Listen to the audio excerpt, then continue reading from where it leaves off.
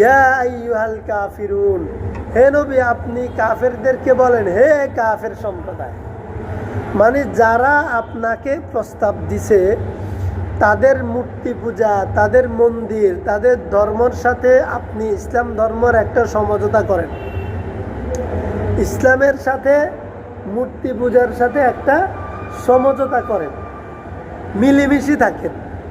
তারা আর আপনারা একই বংশের, তো মিলেমিশে থাকলে সমস্যা কি? আপনি তাদের সাথে মিলেমিশে থাকেন, এই প্রস্তাব যারা আপনাকে দিছে, আপনি তাদেরকে এতদিন প্রতিবেশী, হয় চাচা, না হয় দাদা, না হয় ভাই বলে সম্বোধন করতেন। আজকে এই ঘটনার কারণে আপনি তাদেরকে দাদাও বলবেন না, ভাইও বলবেন না, বন্ধুও বলবেন না, কি বলবেন? হে কাফেররা। চিন্তা করছেন কত শক্ত কথা? এই কথা কিন্তু নরম, কঠিন কথা। কি বলবে? হে কাফেররা, লা আবুদু মা তা'বুদুন, তোমরা যার ইবাদত করো আমি তার ইবাদত করি না। ওয়ালা আনতুম আবিদুনা মা আবুদ, এবং আমি যার ইবাদত করি তোমরা তার ইবাদত করো না। ওয়ালা আনা আবিদুম মা আবাদতুম, আরে তোমরা যে ধর্ম পালন করো আমি সেই ধর্মের অনুসারী না। তোমাদের এবং আমাদের ইবাদত এক নয়। লাকুম দীনুকুম ওয়ালিয়া দিন, তোমাদের ইবাদতের ফল জাহান্নাম, আমার ইবাদতের ফল জান্নাত। অর্থাৎ আমার ধর্মের ঠিকানা জান্নাত, তোমার ধর্মের ঠিকানা জাহান্নাম। একবার স্পষ্ট আল্লাহ বলে দিছেন যে তুমি যে ইবাদত করো আমি সে ইবাদত করি না। তুমি যার ইবাদতকারী আমি তার ইবাদতকারী নই। আমি যার ইবাদত করি তোমরা তার ইবাদত করো না। তোমাদের ইবাদত এবং আমাদের ইবাদত এক নয়। তোমাদের ইবাদতের পরিণাম জাহান্নাম, আমার ইবাদতের পরিণাম জান্নাত। তোমাদের পরিচয় কাফের, আমার পরিচয় মুমিন। এটা স্পষ্ট বলছেন না? কেন? সমঝোতার সুযোগ নাই। সত্য এমন স্পষ্ট জিনিস, এমন মর্যাদাওয়ালা জিনিস, সত্য এমন সম্ভ্রান্ত সম্মানিত জিনিস যে সত্যের সাথে মিথ্যা একসাথ করার কোনো সুযোগ নেই। সত্য একা থাকে। সত্য কি? প্রয়োজনে অল্প একা থাকে। মানুষ বলে না দুধ অল্প খাও তো খাঁটি খাও, মধু আরে অল্প হইল খাঁটি হইল অল্প বালা, তাই না? অল্প খাঁটি ভালো জিনিস। আচার মানুষ মজা করে খায়, একবারে হেড ভরি খান লাগতো না, ভালো করিবা না অল্প কদ্দুর কামজান জিব্বাত লাগি দেয়। সত্য এমন সুন্দর, এমন মজা, যেন এটার আসল বৈশিষ্ট্য যেন কোনোভাবে নষ্ট না হয়। এটাকে ওইভাবে টিকায় রাখতে হয় যেন যেই ব্যক্তি আগ্রহ করে সত্য গ্রহণ করবে, ইসলাম গ্রহণ করবে, সে যেন ইসলামের মজা পায়। ইসলামের অনুসারী বাড়ানোর জন্য, মুসলমান সংখ্যা বাড়ানোর জন্য ইসলামটাকে হাস্তা বানায় আলায় না, নকল বানায় আলায় না, বাজারিয়া ইসলাম বানায় আলায় না। ইসলামের অনুসারী বাড়ানোর জন্য ক্যাম্বেসারের ইসলাম বানা আলায় না, বুঝছেন? ফুটপাতের ইসলাম বানা আলায় না। এটা স্পেশাল থাকবে। তখন কি হবে? যেই ব্যক্তি ইসলামের ভিতরে আসবে সেই ইসলামের স্বাদ আর মজা যেটা, সেটা এমনভাবে গ্রহণ করবে সে ইসলামের জন্য জীবন দিতে প্রস্তুত হয়ে যাবে, কিন্তু ইসলাম ছাড়বে না।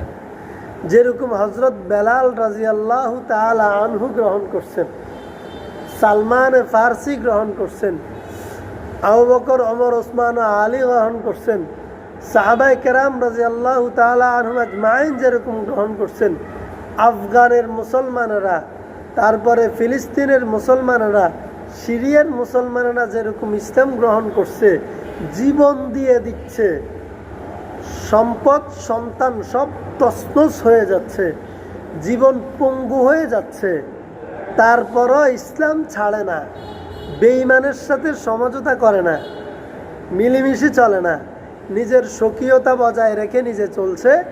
রহমানির রহিম। لقد ابتغوا الفتنة من قبل وقلبوا لك الأمور حتى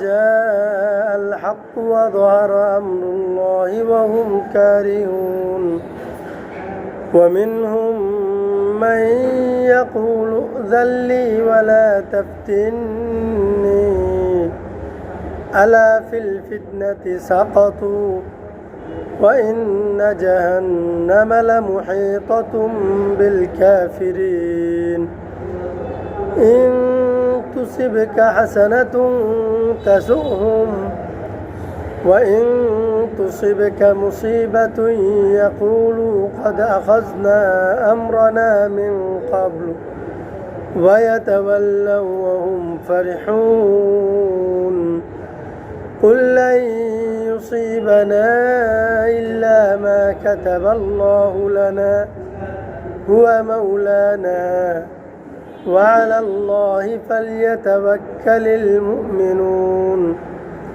قل هل تربصون بنا إلا إحدى الحسنيين ونحن نتربص بكم أن يصيبكم الله بعذاب من عنده أو بأيدينا فتربصوا إنا معكم متربصون صدق الله العظيم سبحانك لا علم لنا إلا ما علمتنا إنك أنت العليم الحكيم رب زدني علما رب اشرح لي صدري ويسر لي أمري واحلل عقدة من لساني يفقه قولي رب يسر ولا تعسر وتمم علينا بالخير আলহামদুলিল্লাহ আল্লাহ পাকের মেহেরবানি আজকে আমরা সূরাতুত তাওবার 48 নম্বর আয়াতে কারিমা থেকে 52 নম্বর আয়াতে কারিমা পর্যন্ত তেলাওয়াত করেছি। আল্লাহ চাহে তো আমরা আয়াতগুলোর সাদামাটা তর্জমা শুনব এবং এই আয়াতগুলো বোঝার জন্য যে কয়টা কথা বলা প্রয়োজন আমরা আল্লাহর কাছে দোয়া করি আল্লাহ তাআলা যেন আমার জবান থেকে সেই কথাগুলোই বের করেন এবং এই আলোচনার দ্বারা আমাদের প্রত্যেকের যেন উপকার হয় আল্লাহ তাআলা কবুল করুন আমিন। আমরা এই আলোচনা থেকে একটা জিনিস স্পষ্ট বুঝেছি যে পৃথিবীতে যে মানুষগুলো আছে সে মানুষগুলো মৌলিকভাবে 3 ভাগে বিভক্ত। প্রথমে এক ভাগ পাক্কা ইমানদার আর দ্বিতীয় ভাগ কাট্টা বেঈমান, এই 2 ভাগ। তৃতীয় আরেকটা ভাগ আছে, এরা আলাদা থাকে না। যারা ইমানদার তারা এক জায়গায় থাকে, সাইডে থাকে, যারা কাট্টা বেঈমান তারা এক সাইডে থাকে। ইমানদার মন্দিরে যায় না, বেঈমান মসজিদে আসে না। অর্থাৎ ইমানদার যে কাজ করে বেঈমানে সেই কাজ করে না, এবং বেঈমানে যে কাজ করে ইমানদারে সেই কাজ করে না। এজন্য আল্লাহ পাক রব্বুল আলামিন নবী করিম সাল্লাল্লাহু আলাইহি ওয়াসাল্লামকে ইসলাম প্রচারের প্রথমের দিকে তিনি কিছু দিক নির্দেশনা দিয়েছেন একটা ঘটনার প্রেক্ষিতে। ঘটনা ছিল মক্কার যারা কাফের অর্থাৎ কাট্টা বেঈমান যারা, তারা মুহাম্মদুর রাসূলুল্লাহ সাল্লাল্লাহু আলাইহি ওয়াসাল্লামের কাছে আসছে। তো ওরা এসে নবীকে প্রস্তাব করছে যে মুহাম্মদ তুমি আমাদেরকে যে ধর্মের দাওয়াত দিচ্ছ এটা তো একটা নতুন ধর্ম, আমাদের বাপ দাদার ধর্ম না এটা। আমরা তো আমাদের বাপ দাদার ধর্ম পালন করছি, এটা আমাদের বাপ দাদার না, তোমাদের বাপ দাদার ধর্ম আমরা পালন করতেছি। অর্থাৎ আমাদের নবীজি যে ধর্মের দাওয়াত দিয়েছেন ওইটা তো নবীজির বাপ দাদার ধর্ম ছিল না।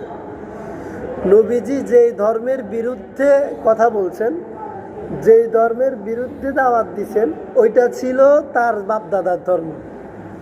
তাহলে দেখেন সত্য কেমন স্বকীয়, যে যদি বাপ দাদাও আল্লাহ না করুন মিথ্যার পথে থাকে, বাপ দাদার পক্ষেও থাকা যাবে না। সত্য এমন স্পষ্ট জিনিস, সত্য এরকম স্বচ্ছ জিনিস, ফ্রেশ জিনিস, যেমন খাঁটি দুধ আর খাঁটি মধু, এই দুইটা কিনতে গেলে মানুষ খাঁটি নিয়ে এটা চিন্তা করে, জিজ্ঞেস করে। বাজারে কত কিছু মানুষ কিনে, কিন্তু খাঁটি জিজ্ঞেস করে এই দুই জায়গায়, তাই না? একবারই বেসিকলি এই দুই জায়গায় এসে জিজ্ঞেস করে এই দুধ এটা খাঁটিনি, মধু এটা খাঁটিনি। এই যে খাঁটি দুধ এবং মধুর সাথে এলেমের সম্পর্ক আছে, এটা খুব গুরুত্বপূর্ণ জিনিস, দুধ এবং মধু। এবং কিতাবের মধ্যে এরকমও কথা লেখা আছে, কেউ যদি তোমাকে দুধ অথবা মধু স্বাদে খাইতে বলে, মেহমানদারের জন্য দেয়, তুমি ফিরাই দিও না। দুধের সাথে এলেমের সম্পর্ক, কেউ যদি স্বপ্নে দেখে দুধ পান করতেছে, তাহলে স্বপ্নের তাবির হচ্ছে যে আল্লাহ তাকে আলেম দান করবেন অথবা তার বংশে বড় কোনো আলেম দিবেন। মানে দুধ এবং মধু এটা খাঁটি কেন চায়, এটার সাথে এলেমের সম্পর্ক, আর এলেমের সাথে ইসলাম ধর্মের সম্পর্ক, কোরআনের সম্পর্ক। বুঝতে পারছেন? এটা আরেক বিষয় বলে ফেললাম আর কি। তো খাঁটি চায়। তো ইসলাম ধর্ম সত্য জিনিসটা এমন, এখানে ভেজাল মিক্সার হইতে পারবে না, ভেজাল অ্যালাউ করে না যে ঠিক আছে একসাথে চলে। তো তারা বলে যে তুমি যে ধর্মের বিরুদ্ধে মানুষদেরকে দাওয়াত দিতেছ, ওইটা তো তোমার বাপ দাদার ধর্ম, তুমি না নতুন ধর্ম আনছ, মানুষদেরকে তোমার নতুন ধর্মের দিকে ডাকতেছ। সুতরাং আমরা বাপ দাদার ধর্ম ছেড়ে কেমনে শুধু তোমার ধর্মে আসি? এটা তো হয় না। তো তোমাদের সাথে আমাদের সাথে তোমার সাথে একটা সমঝোতা হয়ে যায়। সমঝোতা কি?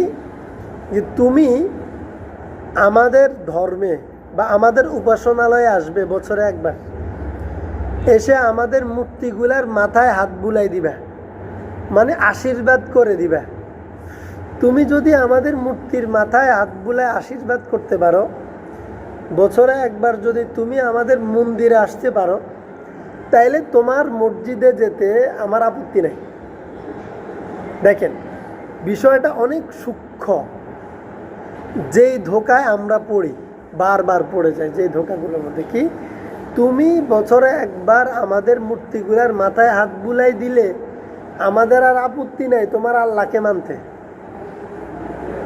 বুঝে আসছে? এটা সূক্ষ্ম বিষয়। আমরা বলতাম অসুবিধা কি, আমি মূর্তি মাথায় হাত বুলাই দিলে কি এমন সমস্যা হবে?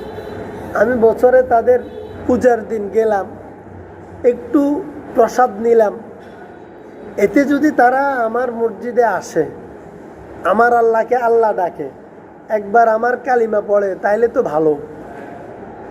আমরা ভালো চিন্তা করতাম না? ভালো।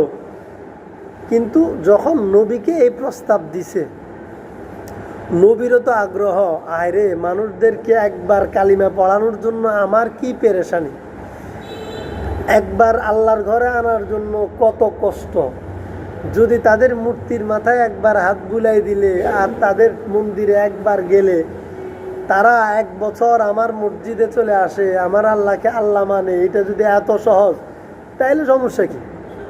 নবী এটা ভাবতে পারতেন।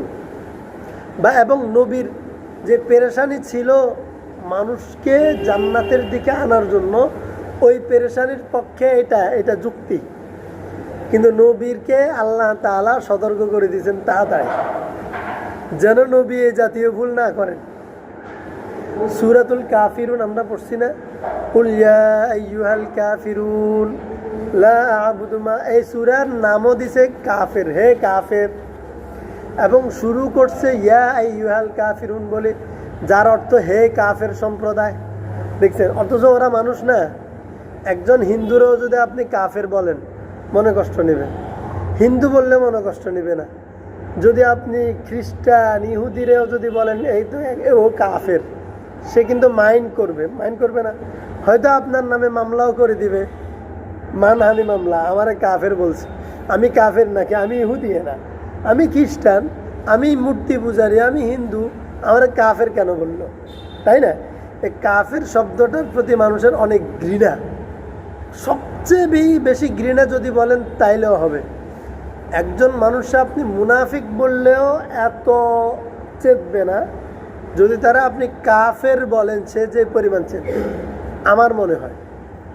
তাহলে কাফের শব্দটাকে কাফেরও ঘৃণা করে। অথচ আল্লাহ এই ক্ষেত্রে এসে যে সূরা নাজিল করছেন ওই সূরার নাম সূরা কাফির, এবং যে শব্দ দিয়ে শুরু করছেন ওই শব্দ হচ্ছে যে কুল, হে নবী। কারণ ওরা নবীকে না প্রস্তাব দিছে, তো আল্লাহ ওই নবীকে বলতেছেন ও নবী আপনি বলি দেন। কাকে বলবো? নবী বললো যে আল্লাহ কাকে বলবো? ইয়া আইয়ুহাল কাফিরুন, হে নবী আপনি কাফেরদেরকে বলেন, হে কাফের সম্প্রদায়। মানে যারা আপনাকে প্রস্তাব দিছে তাদের মূর্তি পূজা, তাদের মন্দির, তাদের ধর্মের সাথে আপনি ইসলাম ধর্মের একটা সমঝোতা করেন, ইসলামের সাথে মূর্তি পূজার সাথে একটা সমঝোতা করেন, মিলেমিশে থাকেন। তারা আর আপনারা একই বংশের, তো মিলেমিশে থাকলে সমস্যা কি? আপনি তাদের সাথে মিলেমিশে থাকেন, এই প্রস্তাব যারা আপনাকে দিছে আপনি তাদেরকে এতদিন প্রতিবেশী, হয় চাচা, না হয় দাদা, না হয় ভাই বলে সম্বোধন করতেন। আজকে এই ঘটনার কারণে আপনি তাদেরকে দাদাও বলবেন না, ভাইও বলবেন না, বন্ধুও বলবেন না, কি বলবেন? হে কাফেররা। চিন্তা করছেন কত শক্ত কথা? এই কথা কিন্তু নরম, কঠিন কথা। কি বলবে? হে কাফেররা, লা আবুদু মা তা'বুদুন, তোমরা যার ইবাদত করো আমি তার ইবাদত করি না। ওয়ালা আনতুম আবিদুনা মা আবুদ, এবং আমি যার ইবাদত করি তোমরা তার ইবাদত করো না। ওয়ালা আনা আবিদুম মা আবাদতুম, আরে তোমরা যে ধর্ম পালন করো আমি সেই ধর্মের অনুসারী না। তোমাদের এবং আমাদের ইবাদত এক নয়। লাকুম দীনুকুম ওয়ালিয়া দিন, তোমাদের ইবাদতের ফল জাহান্নাম, আমার ইবাদতের ফল জান্নাত। অর্থাৎ আমার ধর্মের ঠিকানা জান্নাত, তোমার ধর্মের ঠিকানা জাহান্নাম। একবার স্পষ্ট আল্লাহ বলে দিছেন যে তুমি যে ইবাদত করো আমি সে ইবাদত করি না। তুমি যার ইবাদতকারী আমি তার ইবাদতকারী নই। আমি যার ইবাদত করি তোমরা তার ইবাদত করো না। তোমাদের ইবাদত এবং আমাদের ইবাদত এক নয়। তোমাদের ইবাদতের পরিণাম জাহান্নাম, আমার ইবাদতের পরিণাম জান্নাত। তোমাদের পরিচয় কাফের, আমার পরিচয় মুমিন। এটা স্পষ্ট বলছেন না? কেন? সমঝোতার সুযোগ নাই। সত্য এমন স্পষ্ট জিনিস, এমন মর্যাদাওয়ালা জিনিস, সত্য এমন সম্ভ্রান্ত সম্মানিত জিনিস যে সত্যের সাথে মিথ্যা একসাথ করার কোনো সুযোগ নেই। সত্য একা থাকে। সত্য কি? প্রয়োজনে অল্প একা থাকে। মানুষ বলে না দুধ অল্প খাও তো খাঁটি খাও, মধু আরে অল্প হইলো খাঁটি হইলো অল্প বালা, তাই না? অল্প খাঁটি ভালো জিনিস। আচার মানুষ মজা করে খায়, একবারে হ্যাট ভরি খান লাগতো না, ভালো করিবা না অল্প কদ্দুর খাবো যান জিব্বাত লাগি দেয়। সত্য এমন সুন্দর, এমন মজা, যেন এটার আসল বৈশিষ্ট্য যেন কোনোভাবে নষ্ট না হয়। এটাকে ওইভাবে টিকায় রাখতে হয় যেন যেই ব্যক্তি আগ্রহ করে সত্য গ্রহণ করবে, ইসলাম গ্রহণ করবে, সে যেন ইসলামের মজা পায়। ইসলামের অনুসারী বাড়ানোর জন্য, মুসলমান সংখ্যা বাড়ানোর জন্য ইসলামটাকে হাস্তা বানায় আলাইও না, নকল বানায় আলাইও না, বাজারিয়া ইসলাম বানায় আলাইও না। ইসলামের অনুসারী বাড়ানোর জন্য ক্যাম্বেসারের ইসলাম বানায় আলাইও না, বুঝছেন? ফুটপাতের ইসলাম বানা আলাইও না। এটা স্পেশাল থাকবে। তখন কি হবে? যেই ব্যক্তি ইসলামের ভিতরে আসবে সেই ইসলামের স্বাদ আর মজা যেটা, সেটা এমনভাবে গ্রহণ করবে সে ইসলামের জন্য জীবন দিতে প্রস্তুত হয়ে যাবে, কিন্তু ইসলাম ছাড়বে না। যেরকম হজরত বেলাল রাদিয়াল্লাহু তাআলা আনহু গ্রহণ করছেন, সালমান ফার্সি গ্রহণ করছেন, আবু বকর, ওমর, ওসমান ও আলী গ্রহণ করছেন, সাহাবায়ে কেরাম রাদিয়াল্লাহু তাআলা আনহুম আজমাইন যেরকম গ্রহণ করছেন, আফগানের মুসলমানেরা, তারপরে ফিলিস্তিনের মুসলমানেরা, সিরিয়ার মুসলমানেরা যেরকম ইসলাম গ্রহণ করছে, জীবন দিয়ে দিচ্ছে, সম্পদ সন্তান সব তছনছ হয়ে যাচ্ছে, জীবন পঙ্গু হয়ে যাচ্ছে, তারপরও ইসলাম ছাড়ে না, বেঈমানের সাথে সমঝোতা করে না, মিলেমিশে চলে না, নিজের স্বকীয়তা বজায় রেখে নিজে চলছে। এই ইসলামের অমীয় সুধা নিজেরা পান করছে, যার প্রয়োজনে প্রয়োজনে সময়ে সময়ে তারা শহীদ হয়ে যাচ্ছে, কিন্তু তারা বেঁচে থাকাকে প্রায়োরিটি দিচ্ছে না, ইসলামটাকে গ্রহণ করছে। কারণ তারা ইসলামকে নষ্ট হইতে দেয় নাই, ফুটপাতের ইসলাম বানায় নাই, ক্যাম্বাসারের ইসলাম বানায় নাই, নির্ভেজাল খাঁটি ইসলাম রাখছে। ওই খাঁটি ইসলাম গ্রহণ করে তারা ইসলামের মজা পাইছে, এখন জীবন দিতেও তাদের কোনো দ্বিধা থাকে না। আর বাংলাদেশের মুসলমান, তাই না?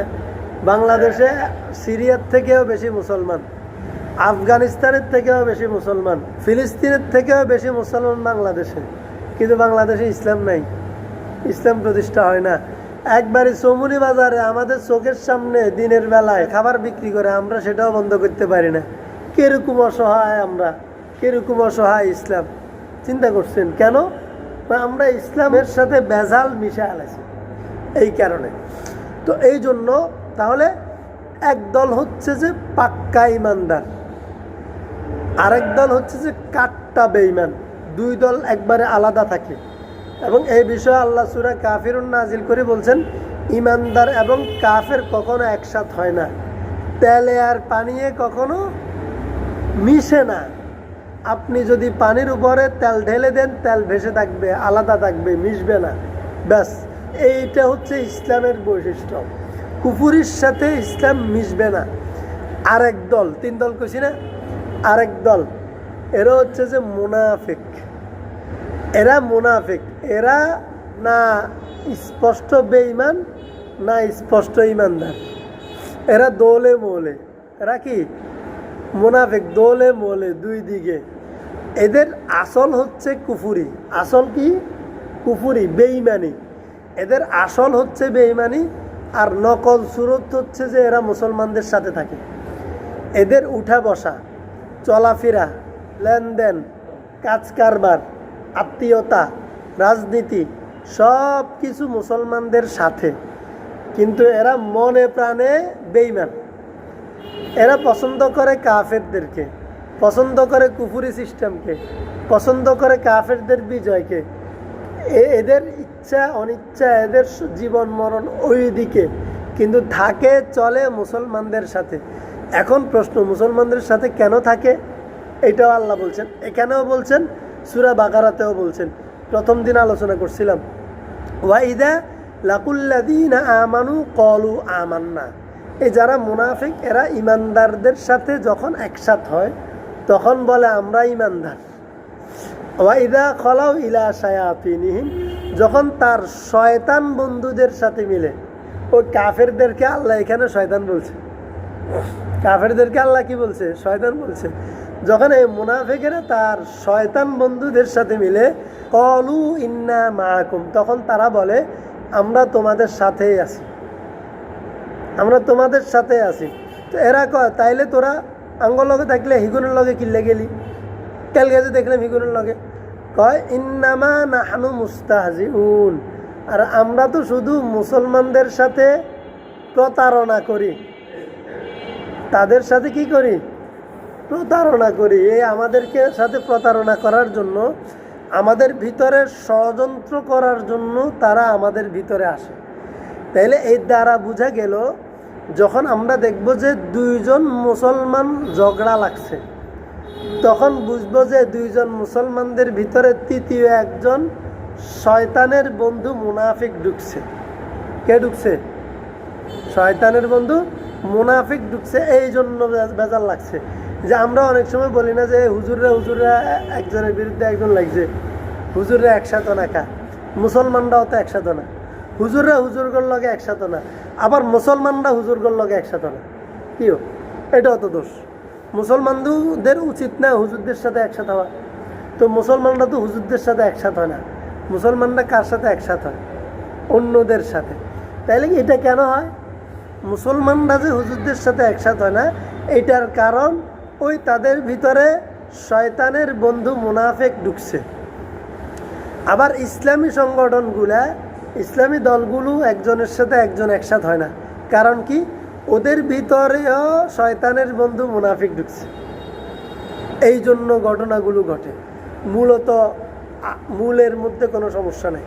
এখন আল্লাহ এখানে বলেন লাকাদিব তাগাউল ফিতনাতা মিন ক্বাবলু, এই মুনাফিকেরা উহুদের যুদ্ধে, গত দিন বলছিলাম, মুসলমানদের ভিতরে বহু ষড়যন্ত্র করছে তাদের যুদ্ধকে, বিজয়কে উলট পালট করে দেওয়ার জন্য বহু চেষ্টা করছে। ওয়াকাল্লাবু লাকাল উমুর হাত্তা জা আল হাক্কু, যখন সত্য হয়েছে, ওয়াযহারা আমরুল্লাহ, তখন আল্লাহর হুকুম মানে ইসলামের বিজয় হয়েছে।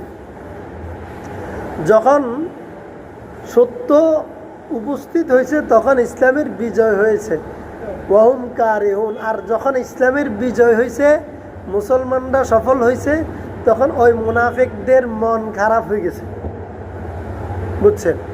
ওয়ামিনহুম মান ইয়াকুলু জাল্লি ওয়ালা তাফতিননি, তাদের মধ্যে একদল মুনাফিককে এরকম স্বভাবের, এটা বলেন।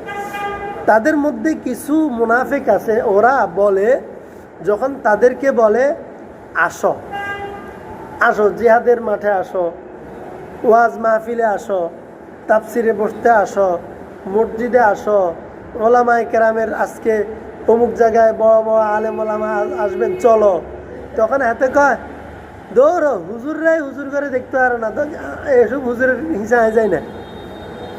আর ধরো ওয়াজ মাহফিলের শুধু রাজনীতি কথা কয়, একজনের বিরুদ্ধে একজনকে, এসব ওয়াজ আমি শুনি না, মানে সে আসে না, সে বলে দৌড়ো।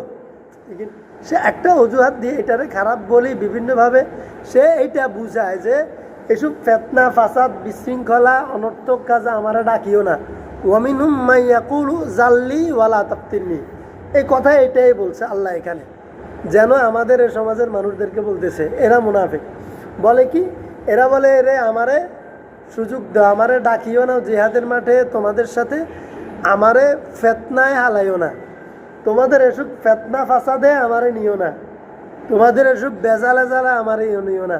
তোমরা মাহফিলে একজনের বিরুদ্ধে একজনে কও, হুজুরে গেরে গে দেখতে পারে না, কার ওয়াজ শুনুন, দরকার নাই, এত ওয়াজ দিয়ে কিরবো। তো এই যে এগুলাকে সে সমাজের জন্য বিশৃঙ্খলা মনে করে এবং বলে যে আমি ওয়াজ শুনিও না, ওয়াজের জন্য টিও দি না, কয় না?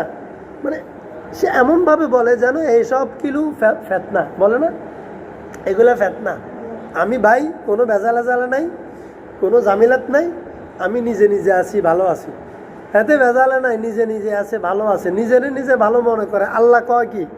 হ্যাঁ আল্লাহ কয় কি স্যার?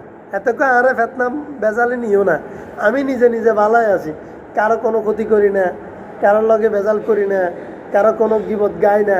অথচ হাতে হুজুরকে এই মাত্র এত হুজুরকে গিবত গাইছে, কইগুলো গে গেরে দেখতে পারে না, গে গে বিরুদ্ধে কয়, হাতকে হাতে কারোর বিরুদ্ধে কয় না, কোনো ভেজালা জ্বালা নাই। আসলে হাতে ইসলামের বিরুদ্ধে কথা কইছে, মাহফিলের বিরুদ্ধে কথা কইছে, তাফসিরের বিরুদ্ধে কথা কইছে, তাই না? কথা সত্য না? একটু খেয়াল করলে দেখেন, কাই ভেজালা জ্বালা নাই। এই মুনাফিকরা কয় বেজালা জ্বালা নাই, আমার এসব বেজালে ফেতনা ডাকিও না। আল্লাহ বলে আলা ফিল ফিতনাতি সাকাতু, আরে বেটা তুমি ইসলামের দিকে না আসি, ওলামায়ে কেরামের মজমায় না আসি, জিহাদের মাঠে না গিয়ে, তুমি ইসলামের দিকে না এসে তুমি নিজেই তো ফেতনার মধ্যে পড়ে রইছ। কে কয় এটা? আল্লাহ বলে কোন আয়াতে?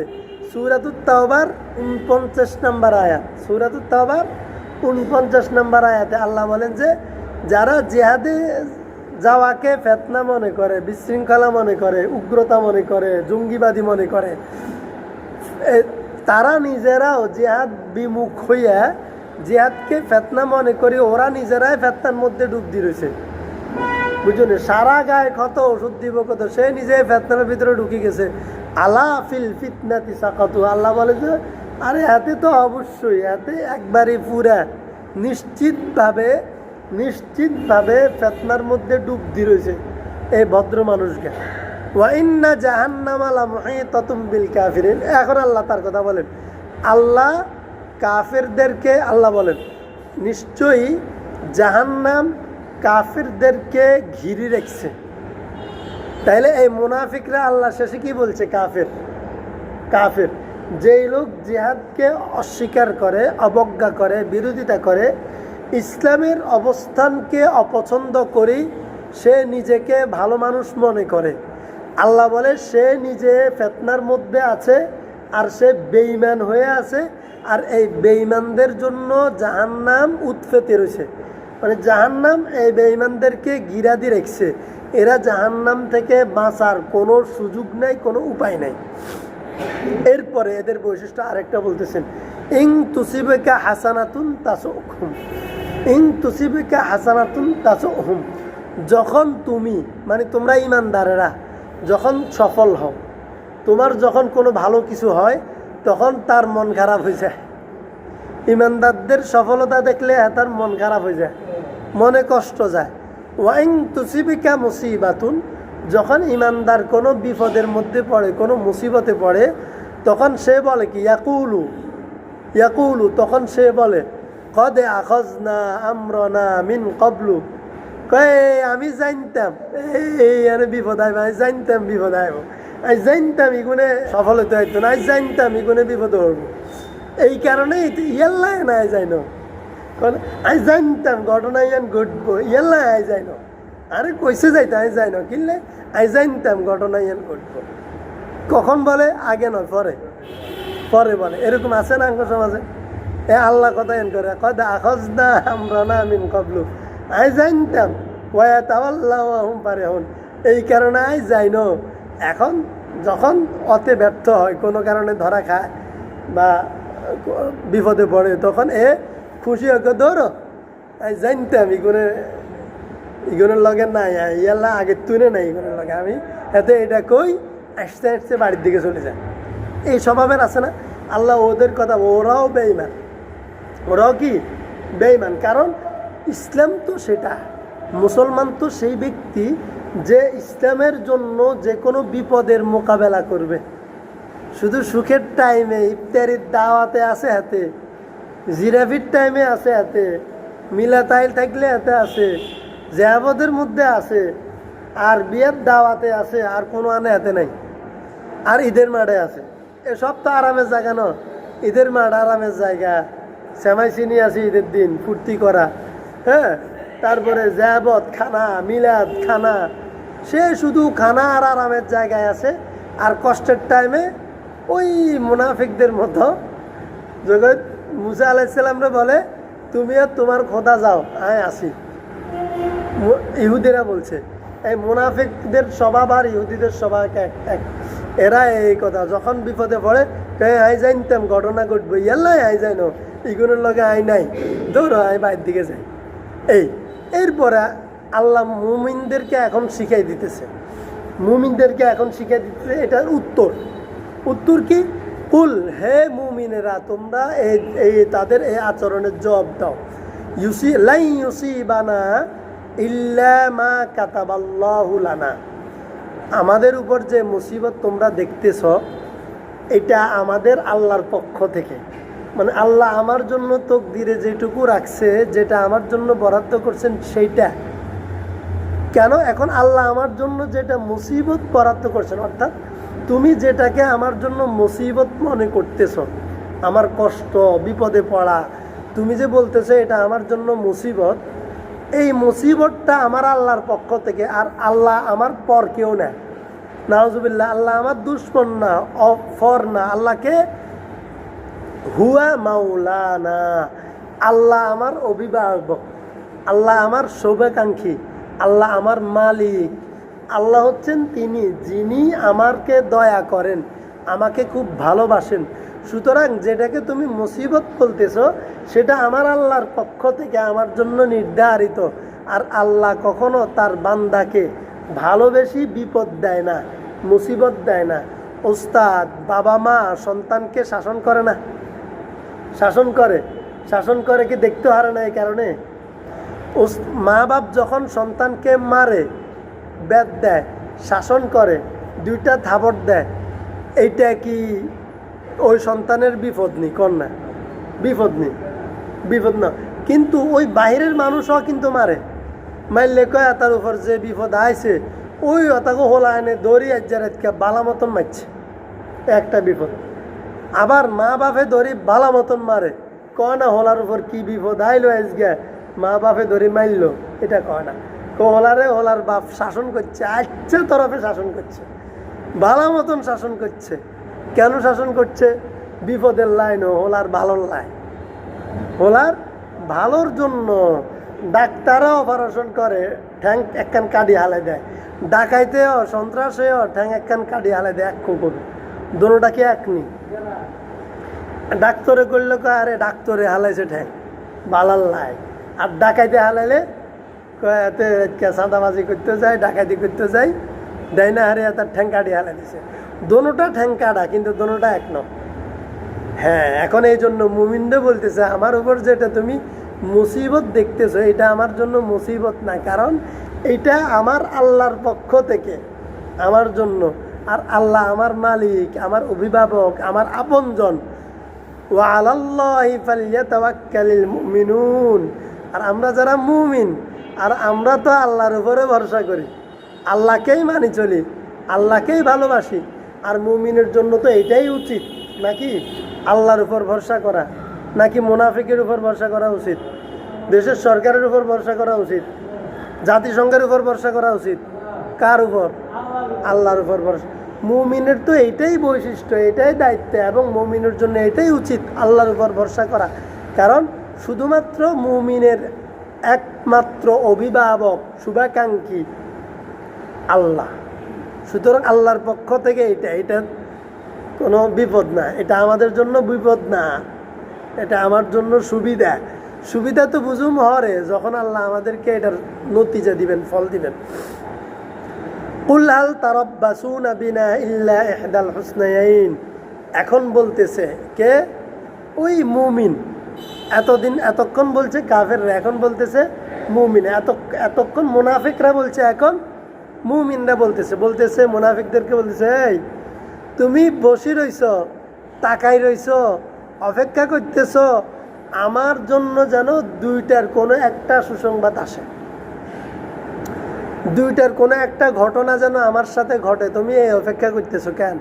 দুইটার কোনো একটা ঘটনা কি? হয় আমি মরে শহীদ হয়ে যাব, না হয় আমি বিজয়ী হব। কারণ মুমিনের দুইটার থেকে তৃতীয় কোনো অপশন নাই। জিহাদের মাঠে হয় মরে যাব, মরে গেলে শহীদ, বেঁচে থাকলে বিজয়, গাজী। হয় শহীদ, না হয় গাজী, তৃতীয় কোনো অপশন মুমিনের নাই। তো তুমি তাকাই থাকো, অপেক্ষা করো, অসুবিধা নাই, দুইটার কোনো একটাই আমার জন্য হবে। ওয়ানাহনু নাতারাব্বাসু বিকুম আন ইউসিবাকুমুল্লাহু বিআযাবিন মিন ইনদি আও বিআদিনা।